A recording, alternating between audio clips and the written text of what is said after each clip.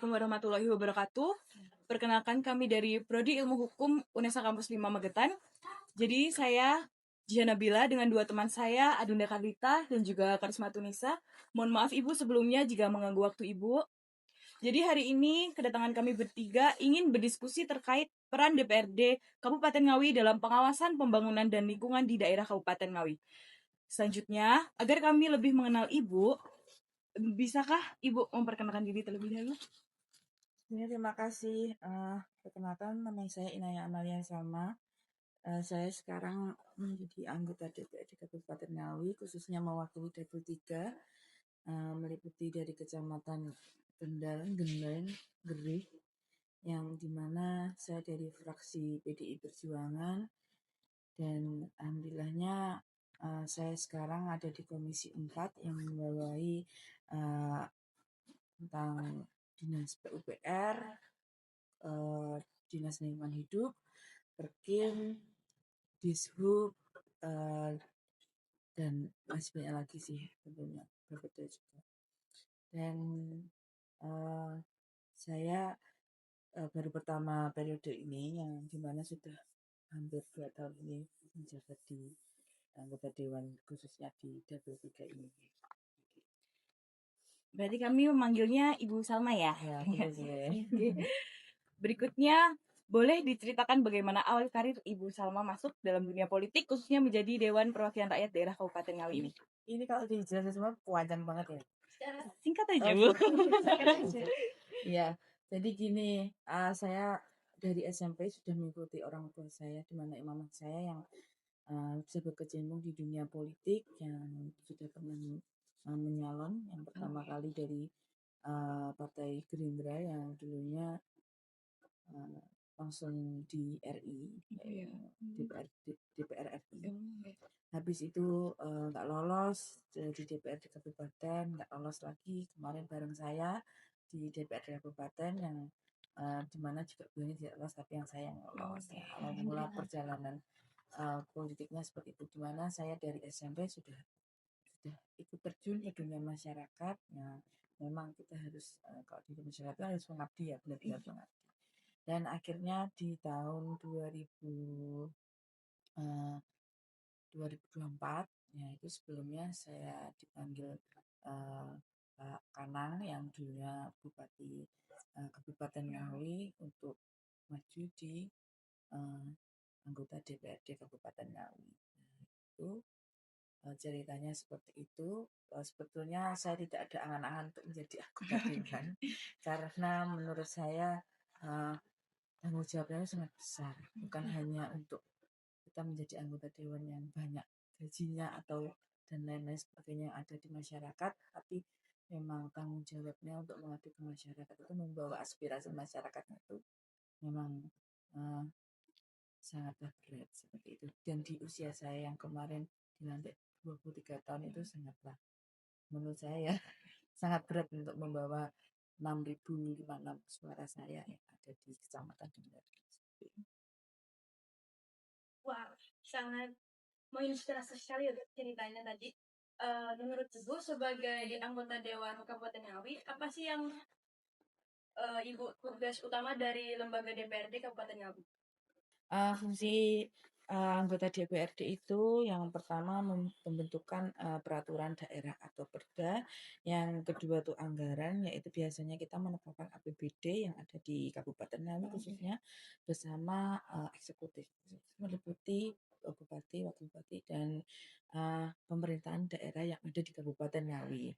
Dan yang ketiga adalah pengawasan atau mengontrol pelaksanaan perda dan kebijakan daerah. Nah, seperti kami setiap komisi mempunyai pengampu masing-masing, yaitu dinas yang kami ampu. Dalam ini kita harus pengawasan seperti PUPR, contohnya kita harus mengawasi apa renja yang akan dilakukan selama 1 tahun.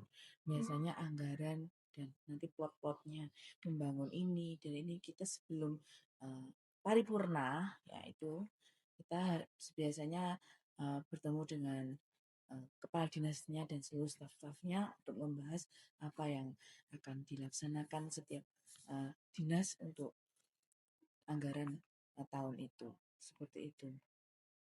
Nah, tadi kan Ibu telah memberitahu jika Ibu menjabat di Komisi 4 Kabupaten Ngawi. Secara khusus nih, apa fungsi Komisi 4 dalam struktur lembaga DPRD Kabupaten Ngawi?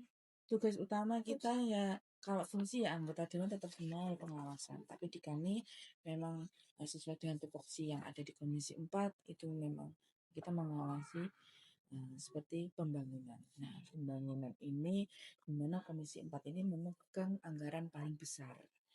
Nah, di PUPR itu anggarannya sangat besar, di Perkim juga sangat besar karena kita juga biasanya anggota dewan kita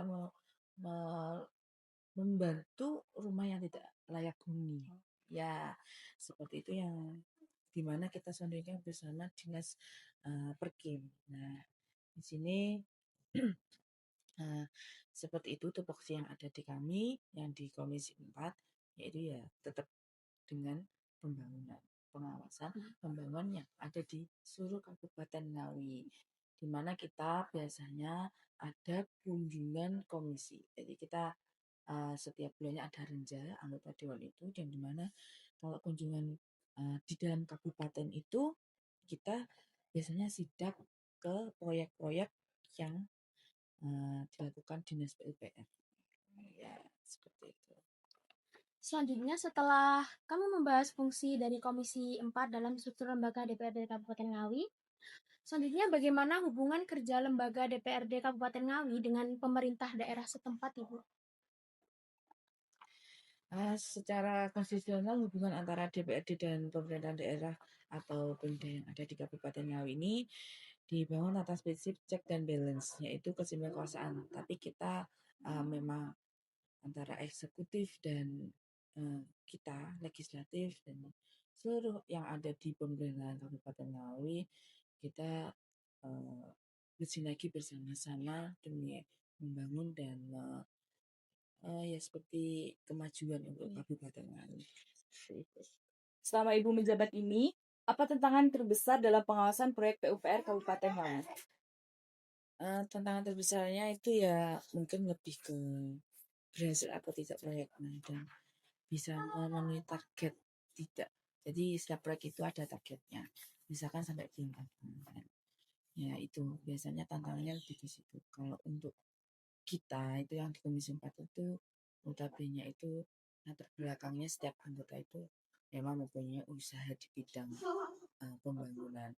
Seperti saya yang ayah saya yang mempunyai usaha yang ada di Batu,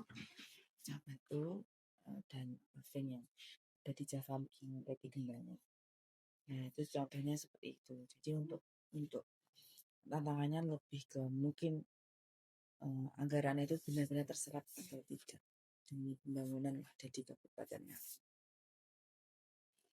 Selanjutnya, bagaimana peran DPRD Kabupaten Ngawi dalam memberikan mekanisme evaluasinya? Ketika ditemukan masalah dalam sebuah proyek, mekanisme evaluasi dimulai dengan tahap deteksi. Nah, biasanya ini melalui laporan masyarakat, terus kita berkunjung atau sidak ke tempatnya proyek itu, dan habis itu kita bisa uh, mengkomunikasikan dulu ke dinasnya. Kalau memang tidak bisa ya kita biasanya ke inspektorat atau IPK yang dimana kita sebagai anggota dewan memang selalu diawasi oleh BPK dan inspektor. Seperti itu.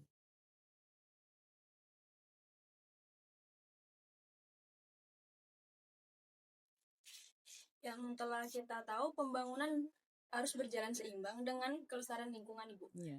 Menurut Ibu, bagaimana lembaga DPRD Kabupaten Ngawi dalam mengawasi kebijakan lingkungan di wilayah Ngawi? Lembaga DPRD Kabupaten Ngawi mengawasi kebijakan lingkungan itu dengan pendekatan legislasi atau juga rapat dengan pendapat dan peninjauan langsung di lapangan, terutama melalui komisi yang membidangi lingkungan hidup. Di Komisi 4 kan juga ada membawa lingkungan hidup. DPRD melakukan RDP dengan Dinas Lingkungan Hidup untuk membahas isu lingkungan seperti penanganan pohon ayoman, pengelolaan limbah sampah. Tapi kalau limbah sampah itu ada yang di dinas lingkungan hidup, ada di dinas perdagangan seperti itu. Dan termasuknya penebangan pohon juga yang ada biasanya jalan-jalan yang memang membahayakan untuk masyarakat seperti itu. Apakah ada kebijakan di Komisi 4 dalam mengenai isu pencemaran lingkungan di wilayah Ngawi? Ketua DPRD Ngawi mendorong agar sampah dibawa dari tingkat bawah, yaitu memilah sejak dari rumah tangga. Nah, ini sejak dari rumah tangga ini khususnya yang ada di Kecamatan Kendal. Ini memang di Kecamatan Kendal kemarin TPA-nya sempat ditutup karena masyarakat yang ada di sini buangnya itu tidak ada tempatnya. Jadi sangat berserakan di jalan yang akhirnya membuat TPA ini ditutup.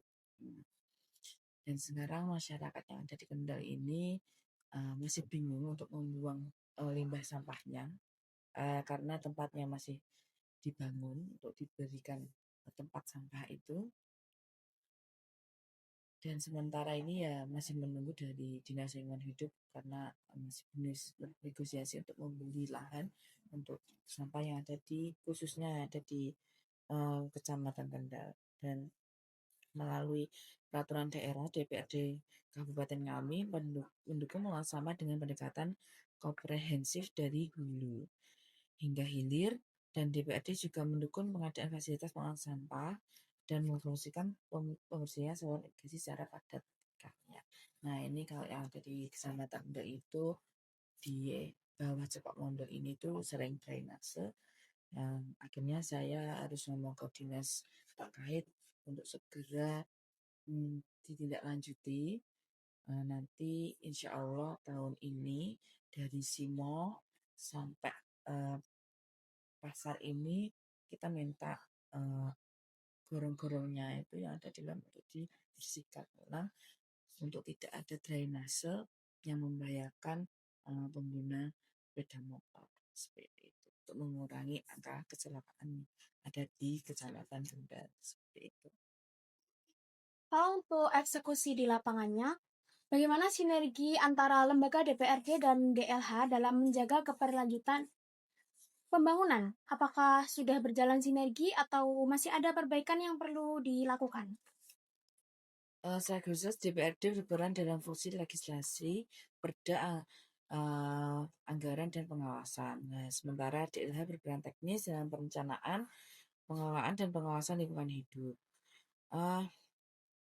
Kalau ngomong tentang gimana sinerginya, alhamdulillah sejauh ini kita sinerginya baik, dan kita juga selalu RDP dengan Dinas Lingkungan Hidup untuk berkelanjutan pembangunan, karena dengan adanya efisiensi anggaran mungkin tidak bisa untuk langsung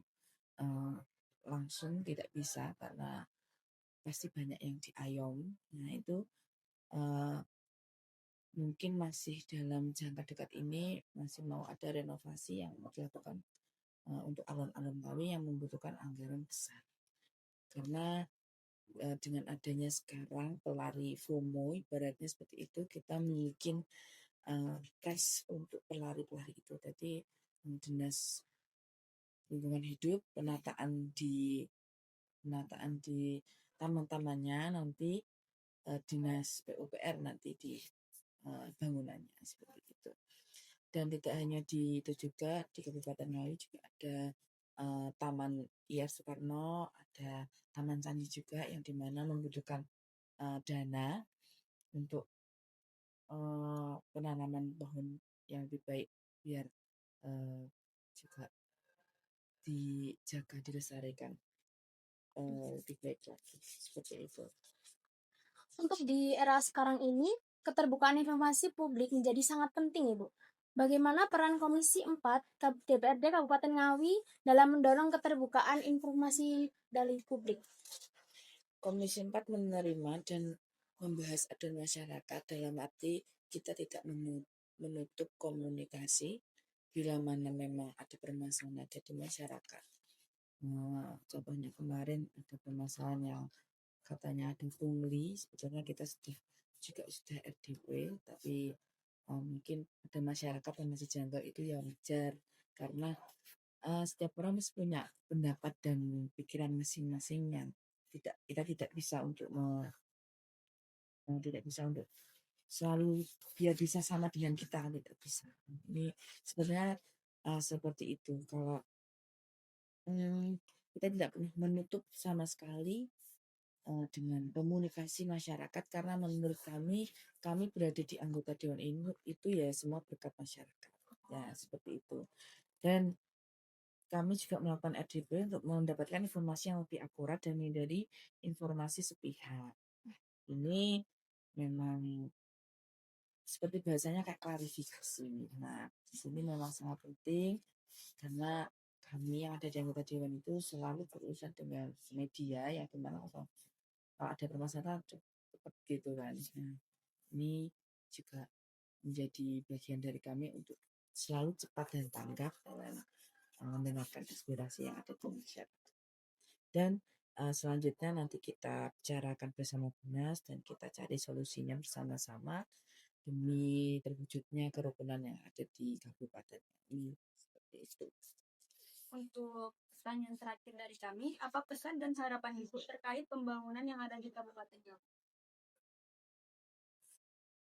Pesannya ya, saya tidak pesan banyak-banyak karena pada dasarnya saya tahu menahu tentang keadaan yang sekarang ini, yang dimana memang kita banyak efisiensi anggaran itu sangat besar sekali, dan ya saya harap dengan sisanya anggaran-anggaran itu betul-betul realisasi untuk masyarakat, dan masyarakat juga bisa merasakan dengan efisiensi anggaran yang sedikit ini demi terwujudnya infrastruktur yang ada di Kabupaten Ngawi. Sudah gitu aja sih sedikit aja. Terima kasih Bu atas waktu untuk berbincang dengan kami hari ini. Sepertinya banyak hal yang dapat kami tahu tentang peran DPRD Kabupaten Ngawi dalam pengawasan pembangunan dan lingkungan di Kabupaten Ngawi. Maaf jika ada salah kata secara sengaja maupun tidak sengaja dari kami, Ibu. Ya. Terima kasih, Ibu. Wassalamualaikum warahmatullahi wabarakatuh. Waalaikumsalam warahmatullahi wabarakatuh. I just had to let you know you're